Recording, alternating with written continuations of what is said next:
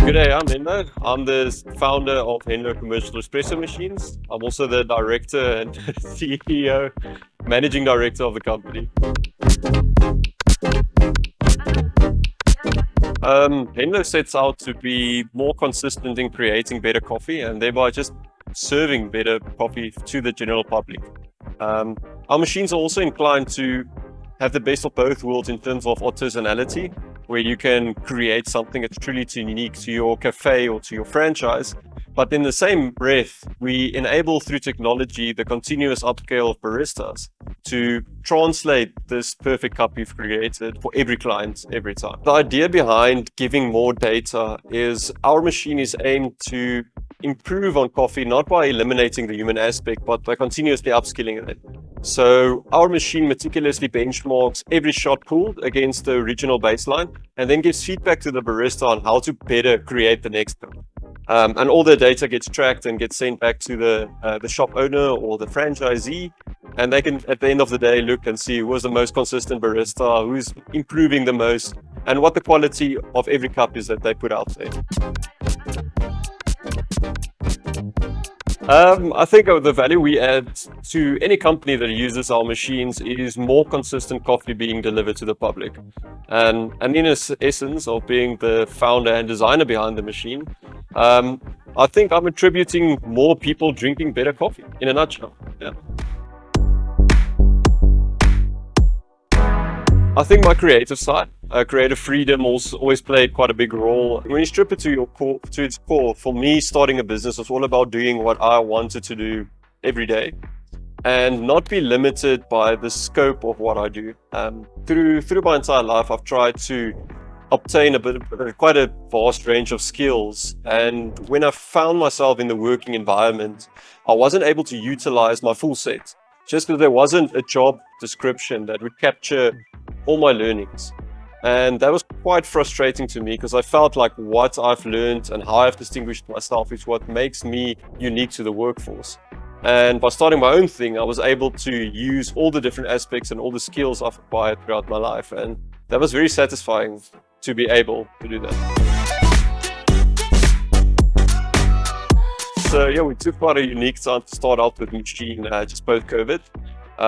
Made things difficult because not only were you not able to move around as freely, economy was on a massive downturn, especially on the consumer serving space. Cafes were closed, a lot of layoffs, a lot of rebudgeting when they came back.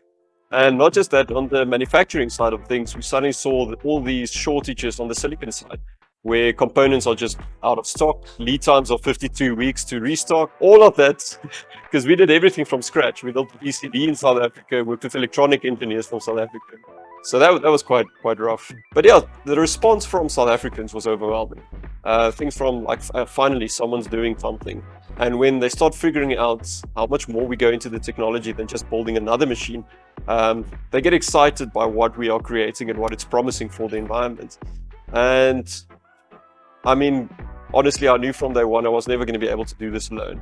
But the people I met along the way has been absolutely amazing. And it's been fantastic. I would say mechanically creating something with your hands is materially different than creating systems or, software. And when you are physically assembling and building things yourself, things that sometimes don't work for reasons you don't understand or you could never clue up to understand, you're going to have a lot of frustration when things don't go well, when it feels like everything should finally work.